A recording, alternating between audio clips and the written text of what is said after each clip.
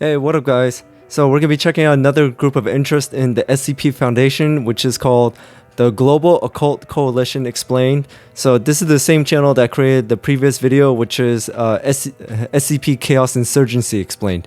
Now, I know there were two more groups that were mentioned in that video, the Chaos Insurgency video, and one of them was the Global Occult Coalition, and the other one was the Serpent's Hand. And those are actually two videos I have listed on my channel. Well, I mean, listed here. It's not on my channel yet, so let me rephrase that. I have listed to watch, so I'm going to get into the Global Occult Coalition, and I'll be checking out the Serpent's Hand in another video. So without anything else, let's jump into it. The Global Occult Coalition, better known as the GOC, are a group of bloodthirsty, gun-toting cowboys who shoot first and ask questions later. Whether it's a helpful sentient chair or a little girl whose only anomalous quality is manifesting flowers and ice cream, the GOC have only one response: destroy, burn it, crush it, shoot it in the face with extreme prejudice, and be home in time for dinner. Or at least that's what plenty of SCP Foundation devotees would have you believe. But if we only judged an organization by the words of its greatest opponents, we'd be dealing with an extremely one-sided picture. Are they gun-ho morons who regularly blunder into complex situations and make everything worse with either plain ignorance or outright malice? Or are they humanity's true defenders, working on behalf of the world's democratically elected leaders rather than the uncountable mystery of the Foundation? As with most things in life, the answer is often found somewhere in the middle. That's why today, we're going to take a closer look at the United Nations' answer to the anomalous threats that inhabit our world. Who are they? What do they believe? And what are some of their greatest victories and failures? The inception of what we now know as the Global Occult Coalition began during the Seventh Occult War, which occurred during World War II.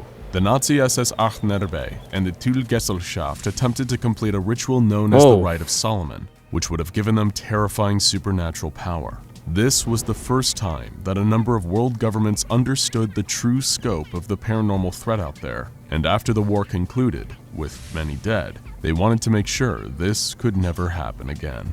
Of course, the SCP Foundation works in cooperation with all world governments, but ultimately they still have autonomy, and no one nation could ever shoulder the responsibility of protecting all of humanity either, lest nationalism and self-interest get in the way of the mission. The United Nations needed their own organization that was completely accountable to them and them alone in order to protect themselves from paranormal threats, or parathreats, and thus the Global Occult Coalition was born. As the coalition part of the name suggests, so the UN GOC created is an it? umbrella term for 108 different paranormal organizations, all gathered under the shared goal of protecting humanity from parathreats and fostering continued positive relationships between paranormal groups. Its member groups include, but are in no way limited to, the Bavarian Illuminati, the International Center for the Study of Unified Thaumatology, the Reformed Holy Order of the Knights Templar, Servants of the Silicon Nornir, the United Church of the Satan Templars. Science Division, the World Give me Para Assassin's Health Creed vibes. Organization, and the Universalist Order of the Airseer. Yeah, it's a lot to take in, but don't worry, there won't be a quiz later. These groups and many more unite under the Global Occult Coalition's five-fold mission. Understanding these 5 missions is vital to understanding why the GOC works in the way it does, and why it differs from the Foundation. Mission 1, Survival. This is the primary directive of the GOC, ensuring the survival of humanity in the face of parathreats. Mission 2, Concealment. Much like the Foundation, the GOC seeks to conceal knowledge of parathreats from the public that could cause mass panic or loss of life. Mission 3, Protection. In an interesting departure from the somewhat colder Foundation perspective, the GOC also prizes the safety of individual humans, including its own personnel. Mission 4, Destruction. This mission is perhaps the biggest difference between the GOC and the Foundation, and is often what defines them in the public eye. The GOC considers the very existence of parathreats to be a danger to the survival of humanity, so no risks are taken to ensure their survival. And finally, so there's no Mission research 5, or anything, they just Education. destroy it. The GOC seeks to expand their knowledge base in regards to the parathreats they face across the globe. Clearly, the Global Occult Coalition knows where they stand. Many have positioned the GOC as villains to the Foundation's more level-headed approach. But arguments could also be made in the GOC's favor when it comes to killing off rather than studying anomalies. The number of deaths caused in containment breaches of parathreats that could have been executed immediately after being captured is one persuasive argument, as is the continued potential threat of parathreats currently sitting in containment. And while the GOC has been called inhumane for its desire to murder parathreats, ask any member of D-Class personnel whether the SCP Foundation is a more ethical organization in comparison. While the Foundation are generally far more considerate with anomalies than the GOC, their attitude towards their human cannon fodder is just as cold. Of course, we're not saying either organization is right or wrong in this instance, more that it's a nuanced issue that's difficult to look at in terms of morality. Later, we'll take a look at two of the most famous case studies to see how the GOC's methodology plays out on the field. But first, let's take a look at how the actual organization is structured. At the top of the tower is the Council of the 108. Much like the United Nations, this council is made up of representatives from each of the 108 member organizations of the GOC. Below that is the 108 High Command, members? headed by the mysterious Undersecretary General D.C. Alfine, believed to be a woman who is living somewhere in Europe, as well as the Nexus. The Nexus directs a network of command central hubs to coordinate and support local operations. Below that, the GOC is separated into three prongs: the Physics Division, the Psyche Division, and the Ptolemy Division. The Physics Division is the action arm of the GOC, made up of assessment teams and strike teams. It's their job to investigate and capture or neutralize parathreats. The Psyche Division is the diplomatic sector of the GOC and consists of special observers and ambassadors. These personnel maintain relationships between paranormal groups and keeps things smooth between normal humanity and the occult. The Ptolemy Division is known as the support arm and is home to the quartermasters and the research and development department. This division helps the other two divisions do their work, from managing logistics and resource distribution to developing state-of-the-art weapons and equipment for GOC personnel. One more quick note before we move on to two of the GOC's greatest hits. It's important to know that the GOC classifies anomalies different to how the SCP Foundation does. Rather than SCPs, the GOC refers to them as TEs, or threat entities. While the GOC employs a frankly baffling number of code words for various groups, ideas, or concepts that we don't have the time to get into right now, we can tell you the main types of TEs. There are KTEs, or known threat entities, UTE, or unknown threat entities, PTEs, potential threat entities, and LTEs, or liquidated threat entities, which are threat entities they have confirmed to be destroyed. Now you should have a pretty good idea of who the Global Occult Coalition is, their member organizations, their mission statements, their major ideological differences from the SCP Foundation. But it's a common truism that actions speak louder than words. So we need to talk about two of the most infamous incidents in the organization's history. First, there's the chair. Known as KTE 0937 Velveteen, or 6th Chair to the Global Occult Coalition, and SCP-1609 to the SCP Foundation.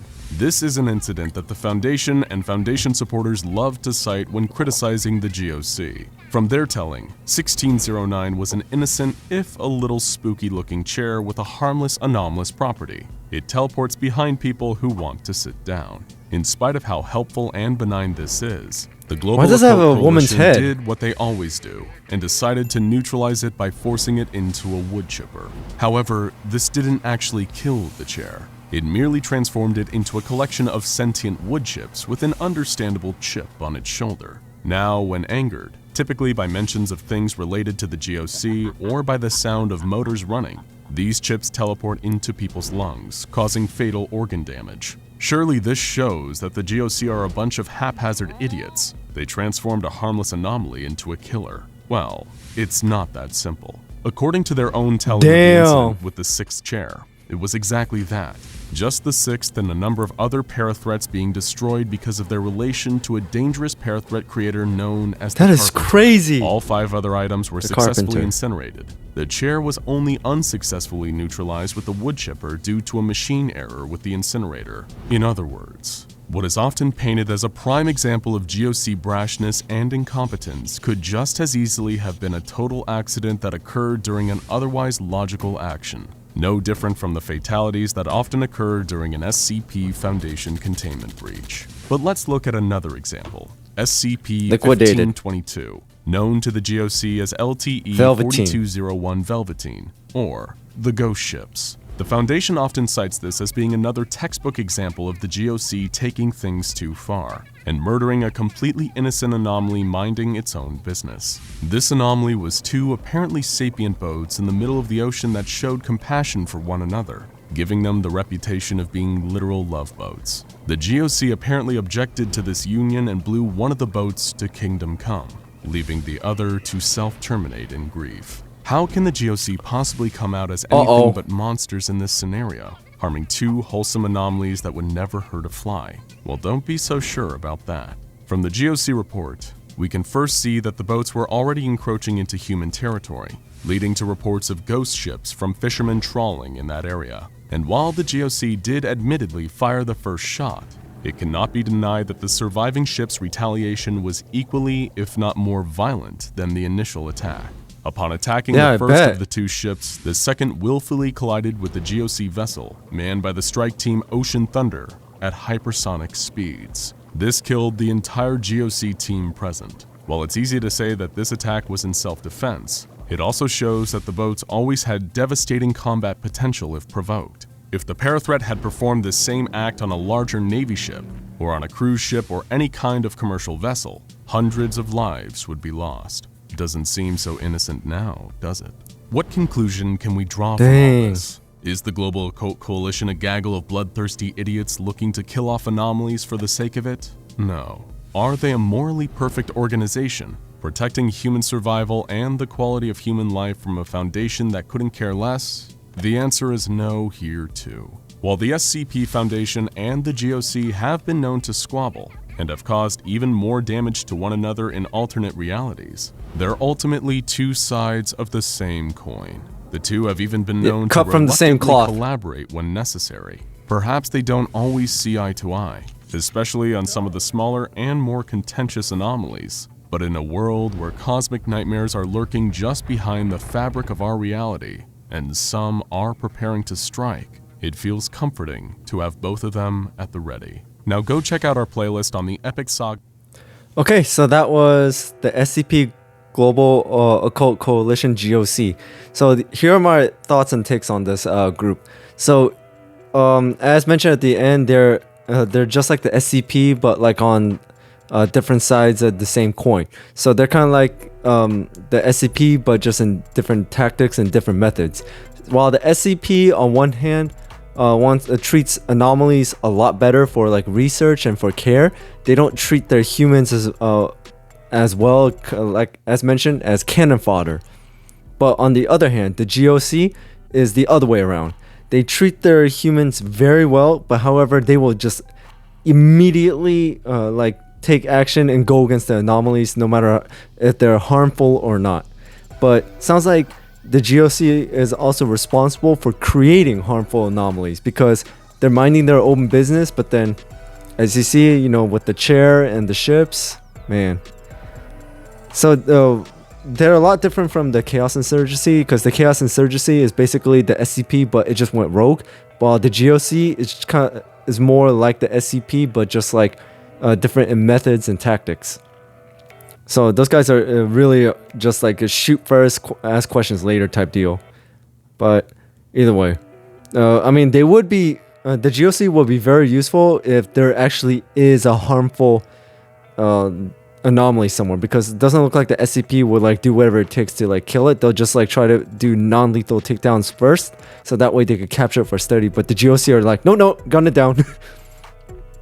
But either way, this was another great video, and I'm really looking forward to more SCP videos. So anyways, thank you guys for watching. I hope you enjoyed my reaction to this video. It was a lot of fun watching it, and hit that notification bell so you know when I drop another SCP Foundation video. And thank you so much for your support. I really do appreciate it. Hope you guys are having an amazing day or night wherever you guys are, and I'll see you guys next time.